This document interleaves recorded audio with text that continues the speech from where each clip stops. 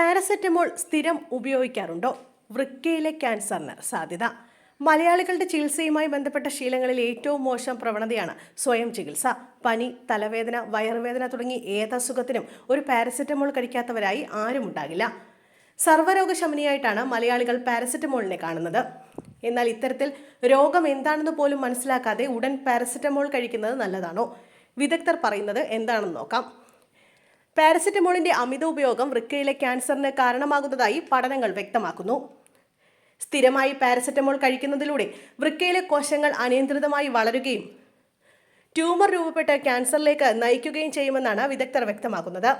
അസുഖം വരുമ്പോൾ പാരസെറ്റമോൾ കഴിക്കുന്നത് വളരെ സാധാരണവും നിരുപദ്രവകരവുമാണെന്നാണ് നമ്മുടെ തെറ്റിദ്ധാരണ. എന്നാൽ ഇതൊരു നിശബ്ദ വില്ലനാണ്. വൃക്കയിലെ ക്യാൻസർ നിശബ്ദ രോഗം എന്നാണ് അറിയപ്പെടുന്നത് പോലും. കാരണം അവ മൂർച്ഛിക്കുന്നത് വളരെ ലക്ഷണങ്ങൾ കാണിക്കാൻ സാധ്യത കുറവാണ്. വേദന സംഹാരികളുടെ ഉപയോഗവും വൃക്കയിലെ ക്യാൻസറിന് മറ്റൊരു കാരണമാണ്.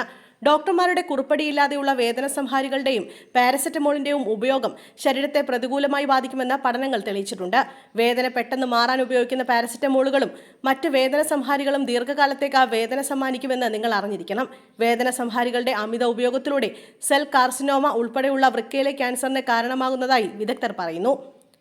അസറ്റാഫിനോമിൻ ഗുളികകളുടെ പതിവായ ഉപയോഗം വൃക്കയിലെ ക്യാൻസർ 21% വർദ്ധിപ്പിക്കുമെന്നാണ് പഠനങ്ങളിൽ വ്യക്തമാക്കുന്നത്. ഉയർന്ന അളവിലുള്ള അസറ്റോഫിനോമിന്റെ ഉപയോഗം ഈ സാധ്യത 66% വരെ വർദ്ധിക്കാനും കാരണമാകുന്നു. മെറ്റബോളിസത്തിൽ ഉണ്ടാകുന്ന മാറ്റമാണ് ഈ സാധ്യതയ്ക്ക് പിന്നിലെന്ന് വിദഗ്ധർ ചൂണ്ടിക്കാണിച്ചു.